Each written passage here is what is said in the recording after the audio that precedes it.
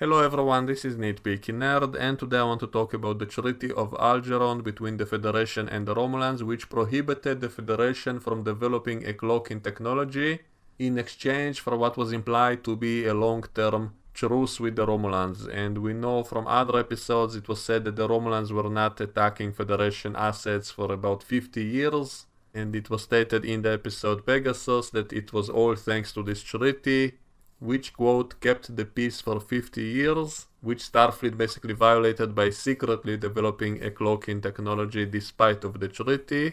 And then Picard decided to reveal this to the Romulans, presumably because he knew they will find out anyway, because, the Enterprise disappeared from inside that asteroid, so the Romulans will know that something happened.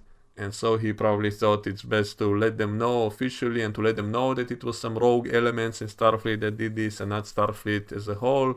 And we don't know what happened with that phase cloak later. Maybe they invited Romulan inspectors and destroyed it in front of them or something like that. But I made a whole other video about the cloaked minefield that was used in Deep Space Nine, and I theorized that it was phase cloaked, otherwise it wouldn't make any sense. And so I theorized that maybe the Federation and the Romulans decided to keep the phase cloak under a lock and key, under joint custody, in case they ever needed to fight some bigger enemy like the Borg or something like that. So maybe that's what they used on Deep Space Nine to make that unique minefield that was apparently impossible to destroy.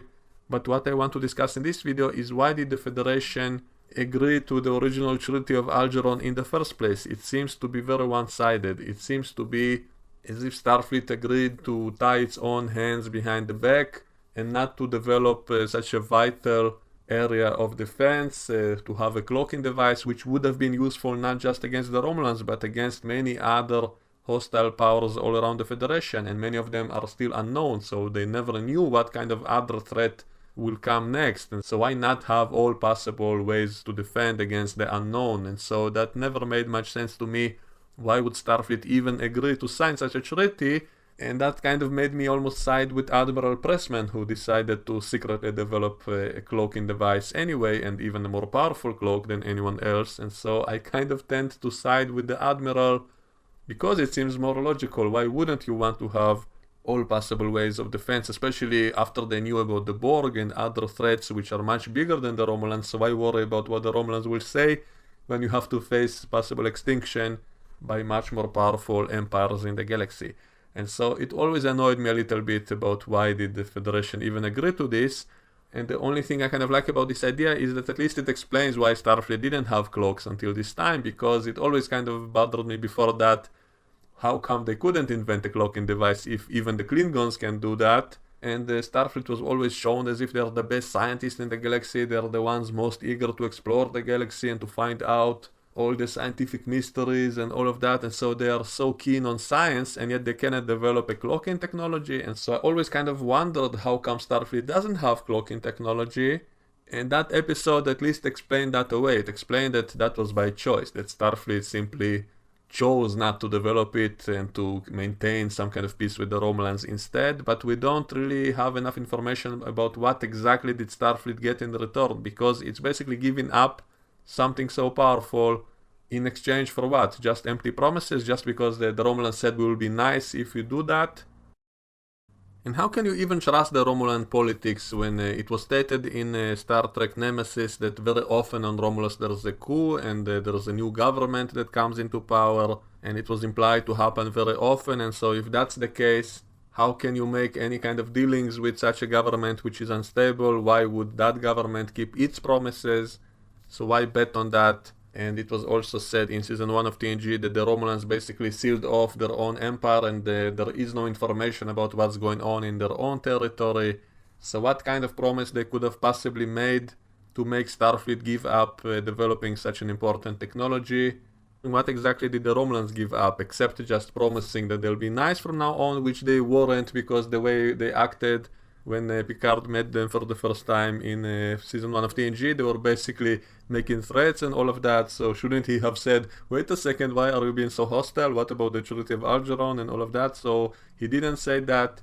And so that's why I'm wondering, what exactly did the Romulans actually give up or do to convince the Federation to sign that treaty? And were the Romulans really that powerful at the time that the Federation was so scared of them that they had to give that up just to appease them? And so what did they give up? And also it all happened during a time when the Klingons stopped being a big threat to the Federation and they made peace with the Federation in that time. So why was the Federation so worried about the Romulans then? And so maybe the Romulans were developing some kind of super duper weapons which Starfleet was afraid of, and that's why they made that treaty in exchange for the Romulans not doing that. But how can they make sure they're not still doing that in their territory if their borders were sealed? If there are no Federation inspectors allowed to go into Romulan space, and the Romulans still have their own cloaking technology so they can hide a lot of stuff, so you wouldn't know if they're doing that. And so what can they possibly give up that would justify that treaty? And the only thing I can think of is that maybe they gave up using cloaked minefields. That is something that we saw them use back in the 22nd century in Star Trek Enterprise. We saw that the Enterprise encountered a cloaked Romulan minefield which was very dangerous, and it was stated in Deep Space Nine that cloaked mines cannot be detected by any known sensor arrays.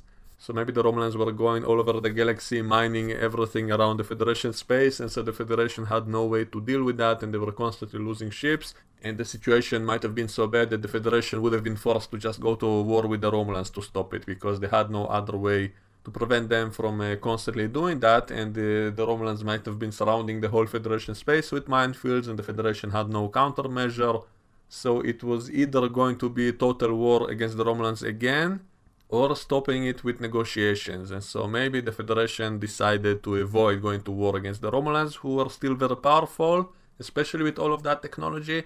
And so they went to the negotiation table and they agreed to dismantle all of their cloaked minefields all over the galaxy, and never to do that again, never to use cloaked minefields again, in exchange for the Federation promising never to use any cloaking technology at all, except if it's with the agreement of the Romulans, as we saw in Deep Space Nine when the Romulans did allow the Defiant to use a cloaking technology. But without their permission, the Federation would never be allowed to develop cloaking technology for, I guess, not forever. Maybe it was for 100 years or some kind of set date for when it will end. And the Romulans promised in exchange not to use cloaked minefields anywhere outside of their own territory. So I think that's the only way that it would make sense. That's the only card the Romulans had which the Federation had no answer to, which was very dangerous not just to the Federation but to the whole region around the Romulans, that could endanger so many other aliens. And so maybe that's why the Federation decided it was worth it to give up their own cloaking technology if it made the Romulans stop being so aggressive and stop putting in danger so many innocent ships around the galaxy. And so that's the only way I can think of to possibly justify that treaty. And maybe it was not an endless treaty, maybe it was only for some set period of time, maybe 200 years, maybe it was some kind of date in which it expires and will only be renewed by the agreement of both sides. And if the Romulans did their own violations in other fields, that would basically free Starfleet from that restriction. They could develop cloaking technology right away, and maybe that's what Admiral Pressman was hoping for.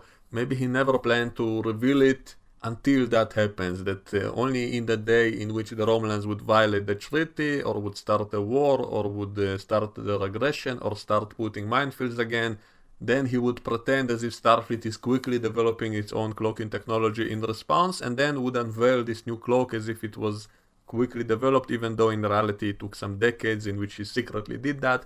And so I'm not sure I disagree with what he did. I think in many ways it would make sense, because we know that the Romulans themselves are also constantly planning a lot of evil stuff against the Federation, and so you cannot really trust their promises. You know that secretly they're developing all kinds of new technologies and new weapons to use against the Federation later, and they're constantly trying to destroy the Klingon alliance with the Federation, to get the Klingons on their side, and they're using spies against the Federation constantly. We know all of this, and so it would only make sense for Starfleet and the Federation to prepare against the Romulans secretly as well. Do all kinds of, maybe not cloaking technology, do other things to make you more powerful for the day in which the Romulans will go to war against you, which they almost did during TNG many times. You remember that plan they had to conquer Vulcan, which is one of the most important planets in the Federation, so wouldn't that have started the war against the Romulans? And then Starfleet will be very stupid that they never bothered to develop anything against the Romulans. Why didn't they develop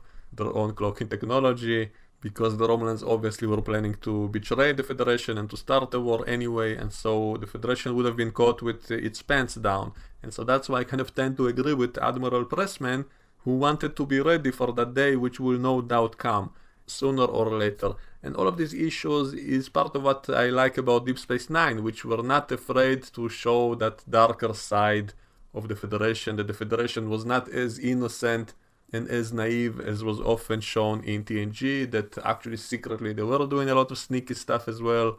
You know, the whole thing that Sisko did against the Romulans, which in a way is kind of poetic justice almost, because that's the kind of stuff that the Romulans were constantly planning to do to the Federation. They were constantly trying to sabotage the alliance of the Federation and the Klingons. They were constantly sending spies into Starfleet. They were constantly planning all kinds of sneaky stuff against the Federation. So the fact that Sisko finally did it against them, it kind of gave them a taste of their own medicine. And so that's why I still think Sisko was justified in doing that, because it's not some innocent planet he did it to. It was a big enemy of Starfleet, which itself did that kind of stuff to Starfleet and to the Federation constantly. So him doing that back to them is kind of justified in some ways. And even some of the stuff Section 31 did, even though is kind of immoral on the surface, but when you look at the options you have, if it's doing that or simply ceasing to exist, if you face against something like the Dominion, which is planning to genocide all of your species, you know, Wei Yun was talking about destroying all life on Earth after conquering the Federation and all of that, we saw that. And so when you're faced against an enemy like that, then you are justified to do whatever you can to survive. And so if you have to do some shady, immoral things to do that, that's kind of justified. If the other alternative is simply your extinction and your destruction and the enslavement of the whole galaxy by this power, then yes, you are allowed to do all kinds of dirty tactics against them if that prevents that. In my opinion, that's kind of justified if that is indeed the situation, if there is no other alternative. To save yourself, that's kind of justified. And that's what made Section 31 interesting in Deep Space Nine, because they were not just black and white villains, because their actions were justified because of the extreme conditions in the galaxy at the time. So that makes them kind of sympathetic villains, it makes them understandable, it even makes them kind of heroic in some ways. Of course, they were planning genocide, and so maybe that goes too far, but it can be argued maybe they never planned to go all the way with it. Maybe they were not planning to kill every single founder. Maybe they just wanted to infect them to prevent them from shapeshifting, to prevent their infiltration to the Alpha Quadrant, which caused all that mess. They basically succeeded in making the Federation and Klingons fight each other, which is what the Romulans were always planning to do back in TNG. So the Dominion actually made that happen using the shapeshifters. And so what Section 31 did, which is infecting all the founders with a disease which made them unable to shapeshift, that prevented all of that. And so I would argue that actually saved the Federation, because otherwise it would have been impossible to win in the Dominion War. And in the end, that also what forced the founders to surrender, basically, because they were dying. And so that's why they agreed to the solution that, oh, they will give them the cure if they stop the war against the Alpha Quadrant and retreat. And so that technically saved the day in the end. And that makes all those actions by Section 31 kind of semi-justified. And a while ago I made a video about that minefield which Starfleet put around the wormhole to prevent Dominion reinforcements from coming. And I made a whole case about why I think it was using the phase cloak technology. Otherwise the Dominion would have simply been able to destroy or weaken that minefield and to get through it. But because they couldn't do it, that made me think it was probably phase cloaked. And that means Starfleet probably used that cloaking device, which was secretly developed by Admiral Pressman. And that retroactively kind of justifies him and makes him almost a hero as well, because he did something which in the end saved the Federation. And that I think is very interesting to discuss, and I always wondered what happened with him. Was he put in jail for what he did because he violated the treaty, or because he caused the destruction of that ship? So he probably did go into prison, but strangely Riker did not go into prison, even though he took his side back then. He was just an ensign, but he defended his captain against the mutineers of that starship, and he escaped with him while that ship got accidentally cloaked and got stuck into an asteroid. And in the end of that episode we saw Riker in the brig, and Picard told him that he's going to have to face some kind of inquiry board and that his role in all of that will be investigated. But we know that he was not punished in any way after that, and so even though he kept that secret for 12 years and never told anyone about all those illegal activities. He was still not punished by Starfleet, which is kind of strange. And I also wonder if Starfleet also investigated Thomas Riker, you know, Riker's transporter clone, who was the same person as him back then. When they were on the Pegasus, they were still the same person, and they got split up later into two different people. And so if William Riker was under investigation for all of that, then shouldn't Thomas Riker also have been investigated? And if there was any punishment put on him, then that should apply to both of them, I guess, because they were the same person back then. So that's very interesting. And I also find it interesting when back in season 1, when Remick came to the Enterprise to investigate the crew, and Riker seemed very worried and nervous about all of that. And I think that's very interesting in retrospect, that Riker was so worried and tense about Remick because he was worried that he's been investigated. That Remick might be digging into all of their past because he was actually suspecting Riker of something. So I think that makes that episode more interesting in retrospect, that Riker was so worried and so tenseful and so hostile toward the Remick because he was actually worried about his own skin. And only after he discovered that it was actually Picard who was being investigated, suddenly he relaxed. Suddenly he was not so tense and hostile anymore. So I always find that funny in retrospect. And also that philosophical question, would Thomas Riker also have been put in jail if William Riker would have been put in jail?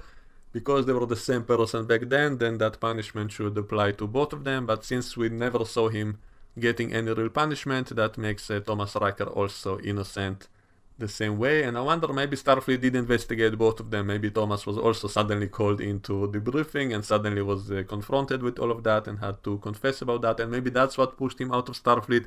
Maybe that's why he later joined the Maquis and all of that. Maybe that's what pushed him over the edge. By the way, it always annoyed me that they never revealed what happened with Thomas Riker after Deep Space Nine, because in Deep Space Nine he was put into a Cardassian jail and then we never heard about him again. So that always annoyed me, and in my head canon, maybe he was rescued by Romulans or something during the Dominion War. Maybe someone went into Cardassian space and saved him, so that would have been nice to see at some point later. There's probably a book about something like that in the expanded universe of Star Trek. So anyway, that's all I wanted to talk about for today. Let me know what you think and we can continue the discussion in the comments below, and I will see you all next time. Bye bye.